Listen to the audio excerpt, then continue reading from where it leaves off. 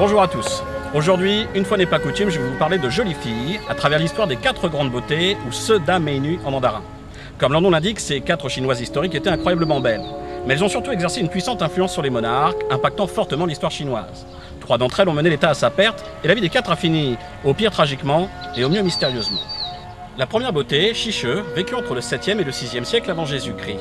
Un ancien poème disait d'elle Shi She Chenu, à savoir Shi She fait couler les poissons, car sa beauté était telle qu'à sa vue, les poissons coulaient à pic. La deuxième, Zhao Jun, vécut au 1er siècle avant Jésus-Christ. Le même poème racontait Zhao Jun Liu Yan, à savoir qu'en voyant sa beauté, les oiseaux tombaient, ne sachant plus voler. Diao Chen, la troisième, vécut au 3e siècle. Diao Chen Biyue disait le même poème, soit Diao Chen surpasse la lune, car son visage était si lumineux que la lune ne pouvait le concurrencer. La dernière, Yang Guifei, vécut de 719 à 756, sous les Tang. Le poème se termine par Guifei Roi, à savoir Guifei fait faner les fleurs de honte. C'est sur sa vie que nous allons nous attarder, car son importance en fait une figure majeure de l'histoire chinoise. Pour cela, nous allons quitter le centre-ville de Xi'an et parcourir une trentaine de kilomètres vers l'est.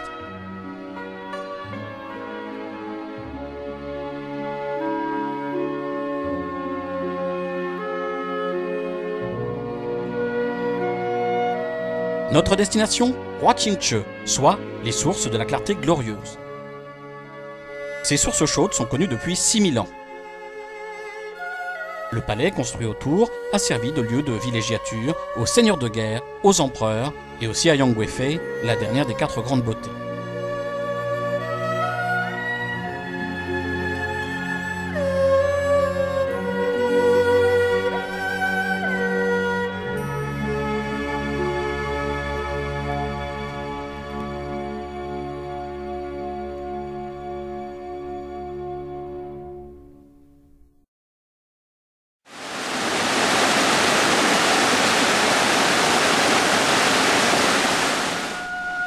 On attribue la construction du premier palais des sources chaudes au roi Yuwang, monté sur le trône en -782 sous la dynastie des Zhou occidentaux. À l'époque, la capitale s'appelait Rao. Au fil des millénaires, Rao fut rebaptisé Dongzhou, puis Chang'an, pour finalement devenir l'actuel Xi'an. Selon la légende, Baozi, la très jolie femme de Yuwang, ne souriait jamais. Pour y remédier, il grimpa avec elle la montagne Li qui surplombe le palais et ordonna qu'on allume les feux servant à signaler une attaque de la capitale. Les vassaux, pris de panique, accoururent avec leur armée. Quand le roi leur annonça que c'était une farce, Baozi se mit à rire. Le roi renouvela sa mauvaise blague plusieurs fois. Mais quand les barbares envahirent vraiment la capitale et que les feux furent allumés, personne ne vint la défendre. Le palais fut restauré sous les Qin, les Han, les Sui et enfin les Tang. C'est justement sous les Tang, en 644, que l'empereur Taizong y fit bâtir un nouveau palais que l'empereur Xuanzong agrandit en 747. C'est lui qui donna le nom de Huaqingche, y venant régulièrement pour profiter des thermes dont l'eau s'écoule naturellement à 43 degrés. Et il ne venait pas seul, mais avec sa concubine, l'une des 4 grandes beautés, Yang Guifei, dont la magnificence mena le pays à sa perte. Au milieu du parc trône d'ailleurs une statue d'elle. Non, regardez-la dans les yeux.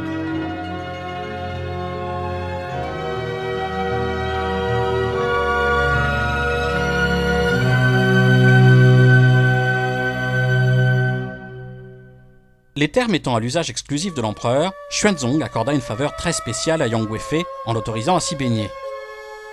Ces termes y sont encore visibles.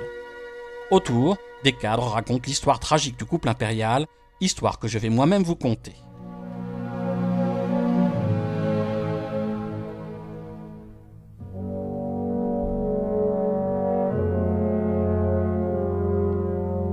En 733, Yang Yuhuan, une belle jeune fille de 16 ans, épouse le fils de l'empereur Xuanzong et de l'impératrice.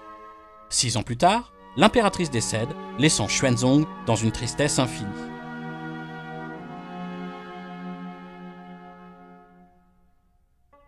Il remarque alors la beauté de Yang Yuhuan, et bien qu'elle soit mariée à son fils, il l'a voulu pour concubine.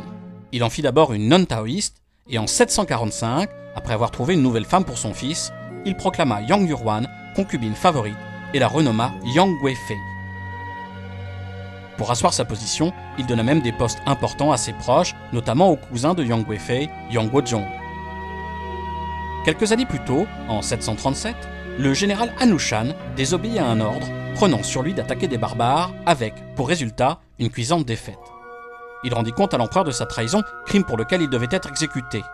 Mais Xuanzong vit en lui un militaire de qualité, et plutôt que de le mettre à mort, il le couvrit de titres. Dans les années suivantes, Xuanzong continua d'honorer le général et en fit même son fils adoptif. Un incident noircit toutefois le tableau. En 743, Anushan refusa de s'agenouiller devant le fils de Xuanzong, pourtant futur empereur. Même s'il s'excusa et qu'il conserva la confiance impériale, Anushan se sentait entouré de rivaux. Et puis, sachant qu'un jour le fils de Xuanzong deviendra empereur, il avait peur que celui-ci se souvienne du refus de prosternation et lui fasse payer. Aussi prépara-t-il secrètement une rébellion. Yang Guozong, cousin de Yang Guifei et chancelier à la cour, comprit qu'Anushan préparait une révolte. Malgré ses alertes répétées, Xuanzong ne le croyait pas. Alors, pour pousser Anushan à se dévoiler, il mit à mort des proches du général. Et c'est en 755 qu'Anushan lança la révolte d'Anushan qui dura 8 ans. Cette guerre civile fut l'une des plus meurtrières de toute l'histoire du monde, totalisant entre 30 et 36 millions de morts, soit à l'époque 15% de la population du globe. Elle ne fut surpassée, en morts, que par la Seconde Guerre mondiale.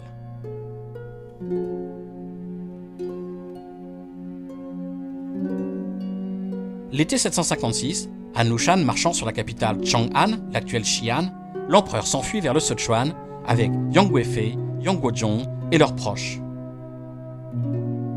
Le 15 juillet, le convoi impérial arrivait à Maui. Sur place, la garde impériale, affamée et en colère, exécuta Yang Guozhong, estimant qu'il était à l'origine de la guerre. Mais les soldats ne s'arrêtèrent pas là. Ils voulaient aussi la tête de Yang Guifei. Xuanzong commença par refuser. Mais, contraint par son entourage, il dut s'y résoudre. On emmena Yang Guifei dans un temple bouddhiste où elle fut étranglée. Xuanzong ne se remit jamais de la mort de Yang Guifei. Pourtant, sa relation avec elle avait sonné le glas de son règne et déclenché une des guerres les plus meurtrières que le monde ait connues. Inconsolable, l'empereur abdiqua en faveur de son fils, qui reconquit le pouvoir. Ainsi se termine la triste histoire de Xuanzong et de Yang Guifei, l'une des 4 grandes beautés de Chine. Un autre événement historique, bien plus proche de nous, a aussi pour cadre roi Qingche. Il s'agit de l'incident de Xi'an en 1936. Dans les années 30, le Japon avait annexé une partie du territoire chinois, ne cachant pas ses envies d'invasion du pays entier, voire de toute l'Asie. Chiang Kai-shek, chef du Kuomintang et président de la République de Chine, consacrait ses efforts à la guerre civile contre les communistes, considérant que ses troupes étaient trop faibles pour contrer les Japonais. Pour autant, certains communistes souhaitaient s'allier à lui pour chasser l'envahisseur nippon. À la fin 1936, Chiang Kai-shek se trouvait à Huaqingche. Le 12 décembre, il fut pris en otage par Zhang Xueliang. Ce seigneur de guerre avait négocié le rapt avec les communistes et souhaitait que Chiang accepte, sous la contrainte, une alliance contre les Japonais. Et le 17 décembre, une délégation communiste arriva à Xi'an pour négocier avec Chiang Kai-shek. L'accord fut signé le 24 décembre 1936, ici, sur les remparts de la ville. Il était temps, la guerre contre le Japon démarrait quelques mois plus tard, en juillet 1937. Je vous laisse sur cette note guerrière et vous donne rendez-vous au prochain épisode de En Chine avec l'expat.